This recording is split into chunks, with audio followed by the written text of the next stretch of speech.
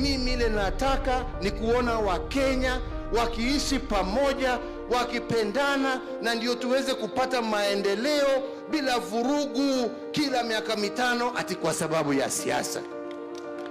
Au ni namna gani wenzangu? Ni vibaya kupenda amani? Si ni vyema watu kuwa pamoja? Na wakati wa uchaguzi ukifika na bado huko mbali, nyinyi wa Kenya jameni ndio mtaamua ni nani, kama kawaida. Lakini haja yetu ni hiyo, wakati ikifika tuweze kufanya yale ambayo tutafanya wakati hiyo kwa njia ya amani. Tunataka wakati huo ukifika, mtu anapiga kura, anaenda nyumbani, anaambia mama, tengeneza chai, wacha tuweke radio ama tusikie nani alishinda hii kitu. Si ni namna hiyo? Bila kuchurutishwa, bila nini, bila vurugu. Jameni, ambieni watu waniruhusu mimi nitafute amani. Pigeni kelele kwa wale ambao watakuja, lakini mimi mnipigie makofi kwa yale nimefanya.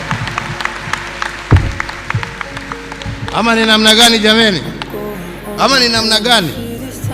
Tumeseti msingi, wengine wajenge.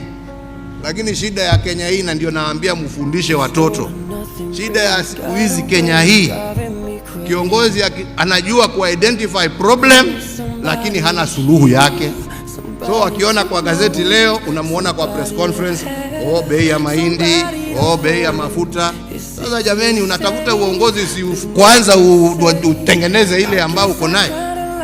Unaenda kupiga nduru, unapiga nduru, why do you want to be a leader? Si uachie basi wale wanataka kufanya kazi waendelee. Ama ni namna gani? Msiniletee bana.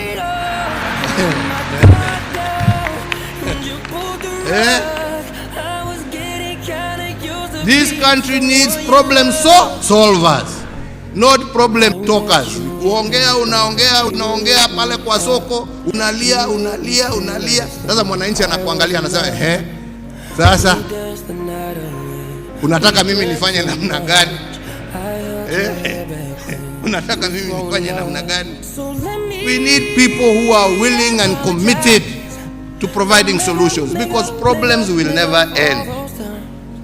Utalala leo ukifikiri umesuluhisha ya jana, uamuke upate ingine mbele yako. Tunaelewana wenzangu? That is the way of life. So let us teach our people to be problem solvers, to recognize that problems come, but our objective, our duty is to resolve those problems, not to groan about them, because they will always be there. They will always be there. Kwa hivyo wenzangu, mimi nasema Mungu awabariki kwa majadiliano mtakuwa naye. Muongee vyema. Mimi nitaendelea kusukuma Joho ahakikishe amewapeleka lunch, hata kama anataka mimi nimsukumie kwa kitu kidogo nitamsukumia. Mimi wengine wananilaumu ati nilienda kutafuta ndugu yangu Raila ati tuongee.